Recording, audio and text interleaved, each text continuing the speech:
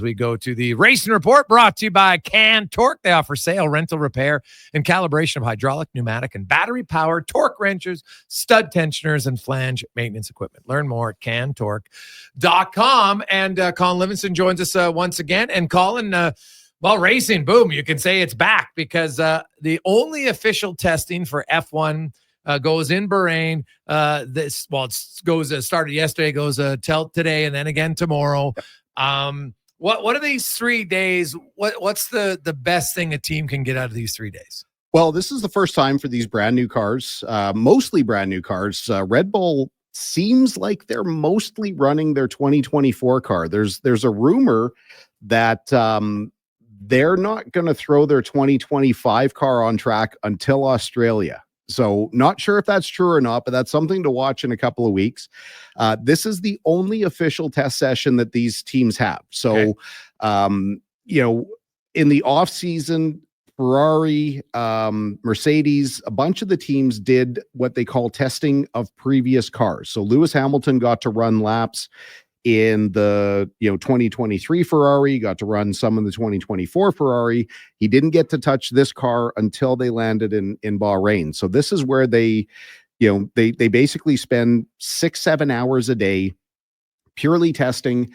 They're only allowed to use one car per day. So even though they got two drivers, they don't have both of their cars there. So both drivers share the car.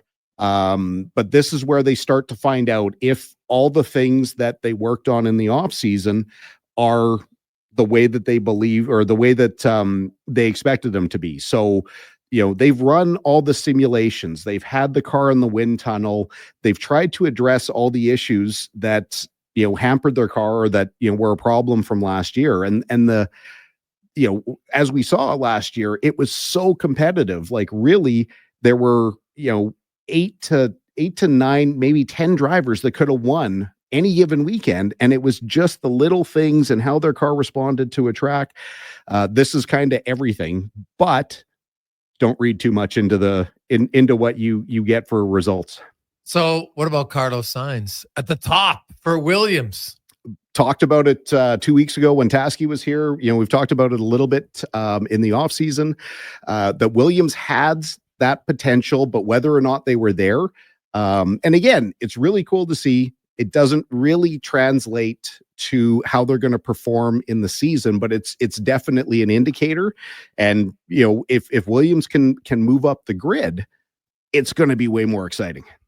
Oh, well, it would just be a team that's been out of it for a long time, right? Like a team that would maybe finally, for the first time in a long time, come back to being a competitor. I think that they would probably like more than just 3 or 4 teams, right? In an ideal world, we'll see if that happens or not. But, you looked at, you had signs, the Ferrari was a few hundredths behind with Hamilton and Leclerc, but you didn't have either one of Red Bull. Now they just weren't in. So today, Liam Lawson was in the car. He did a lot of race runs. So where they have the car, fully fueled, aerodynamics are more for running 30, 40, 50 laps at a time. But even when he tried to do his qualifying simulations, was a second off. I call him Skeletor, Helmut Marko said, oh, well, the other team seemed to be quicker, but we didn't get to run max today. So basically in one breath said, our second driver, kind of sucks. And, as long as we have this magic bullet, we can kind of overcome the deficiencies in the car. So Liam and Sainz were the only drivers to run the entire session. Most of the teams have split their sessions between the two drivers. So where Hamilton, was P2 today, he ran in the morning. Then after the lunch break, they threw Leclerc in and he ran the afternoon. And most teams did that. Okay. What do you make of Antonelli? I know it's super early on what could you expect from him with Mercedes? Try not to judge because again, he's 18-year-old kid. I was up and I watched a lot of this live from like 1:30 this morning through about 8 o'clock this morning. I watched Russell first of all, and even Russell was struggling with the car. He was blowing through braking zones. So it looks like they're still having an issue getting the car to stop, and they're having a little bit of an issue getting the car to turn. But Antonelli, he's got a lot to learn. He was out of control a bunch, and he was over driving the braking zones, which is part of trying to find out where the limit is. Like, don't get me wrong, but he spent a lot of time off track. Did a loop. Multiple lockups on the tires, and hopefully it's just part of him cutting his teeth. But it's very common, especially with the younger drivers, that it's a whole lot better to have to teach a driver to slow down than try and teach a driver to speed up, because you really can't do it. Yeah, it's the old adage, I'd rather tame a stallion than whip a donkey, right? That's just kind of how it goes. Now, it was interesting when McLaren, on their last run of the day, they put their car out and it was covered in this Flow Viz paint, which is used to show how the team, how the aerodynamics are working. And it looks kind of like green, like Ghostbusters. It was like, in Ghostbusters, and that green kind of slime, the slime that's all over the car. So what does this, how does it work to show the aerodynamics? So every team uses this stuff. Okay. And what it does, so there's a combination of things the teams do, especially during a test session, and you'll see it sometimes during practice of a Grand Prix. If they make a change to an aerodynamic device, they put this FlowViz paint on, so it stays liquid for a short period of time. Okay. They get out on the track, and as the air hits that part of the car, the FlowViz will move in a certain pattern. Sometimes you'll see it'll actually kind of create a little eddy where there won't be any paint in a certain spot, or it kind of concentrates in a certain area. And the team can analyze that to get a visual result of how the air is hitting that element, which will tell them if the aerodynamics are performing the way that they expect. The other thing they do is they put these rakes on the car. So you'll see them sometimes, these great big square, kind of beehive looking things that have a series of what are called pitot tubes that they'll also do a bunch of aero analysis as the car's on the track. They're not great for speed, but it really helps the team. Again, they're trying to correlate what they saw in the simulator and in the wind tunnel to what they're getting at the track. If they can make the two things jive, then they know that their data's right. When they make a change in the simulator, it's going to respond the same way on the car, and vice versa. Colin Livingston joins us in the CanTorque Racing Report. So it's 2 weeks until the first race in Australia. They'll only have a few days after this weekend, to modify parts based on the testing, everything else. With all the new cars here, if you had to go into weekend one, who would you look and say, okay, I like these top two teams? Or these, is it too easy to say, okay, I'm going to really like Ferrari, and I'm going to like Mercedes, and I'm going to like Max? Is that Captain Obvious, or? That's pretty obvious. Right now I would rate it Ferrari, McLaren, and then kind of split between Mercedes and Red Bull. It's going to take a little bit of time. Maybe Williams is going to be up there. Maybe that was just a one lap hit that Sainz, they just went extra aggressive on their car setup. They ran way more engine mode than what the other guys did. We don't know. You never know what these guys are doing. Just based on, I don't think Williams has made that big of a gap from last year, and maybe their car qualifies well, but it's still going to struggle a bit in the race. Mercedes and Red Bull, they're going to fight the same kind of issue where they've got a really obvious prime driver with, Verstappen for Red Bull and George Russell for Mercedes, where they've got rookie drivers supporting him. It's really unlikely. Liam Lawson, he's already with the top tier team. He's only got 11 Grand Prix under his belt when he was with VCARB last year. Antonelli, never done it before. His learning curve is going to be steep, so they're not going to get the same kind of data package as Ferrari with two top tier drivers, or McLaren with two legendary drivers, two really highly qualified drivers.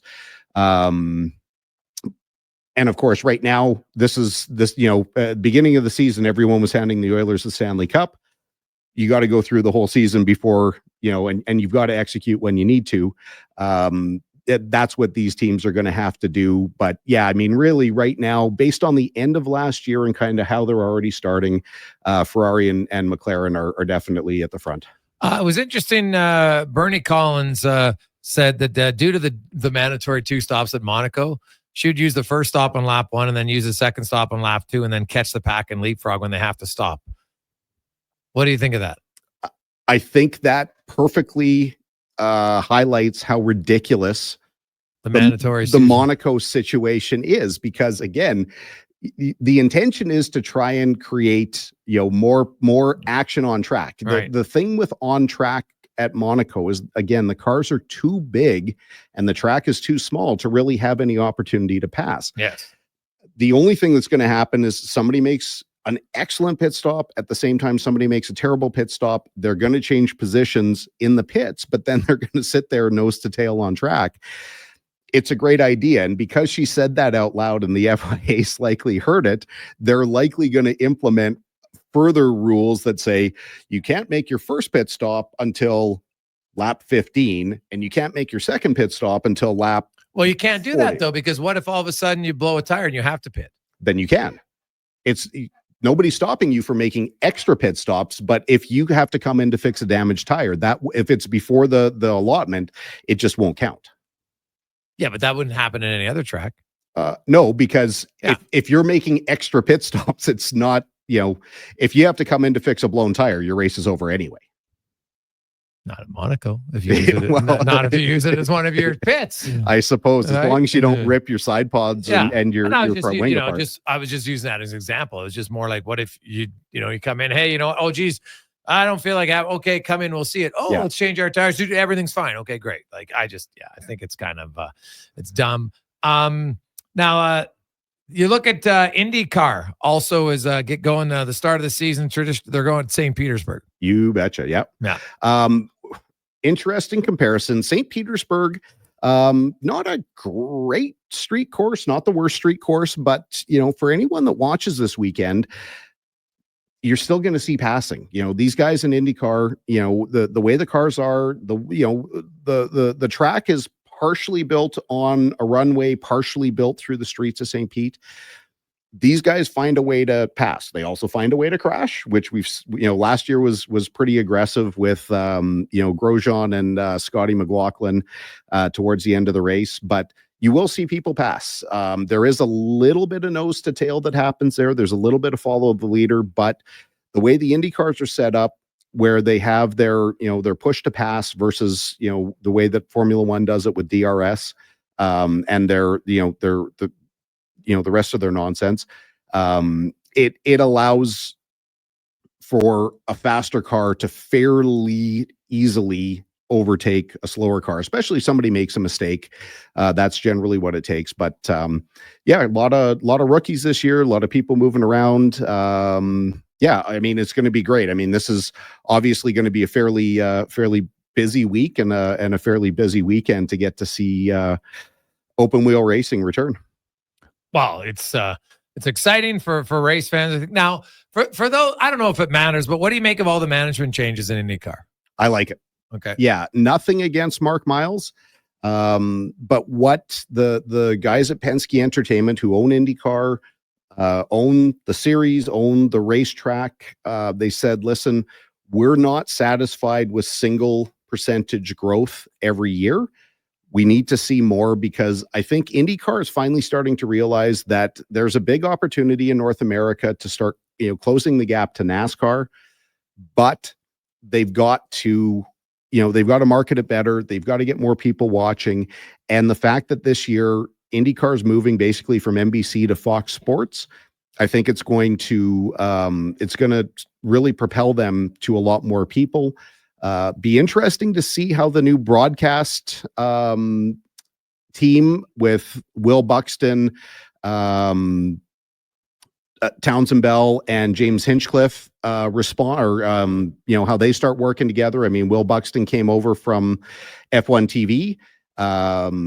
But yeah, this will be the first weekend for these guys to work together. Be interesting to see how the broadcast goes, and to see how Fox really hits it. Should be fun, man. We'll have lots to talk about next week. Have a great weekend, Colin. Appreciate it. Thanks, man. Let's call Livingston in the Racing Report, brought to you by CanTorque.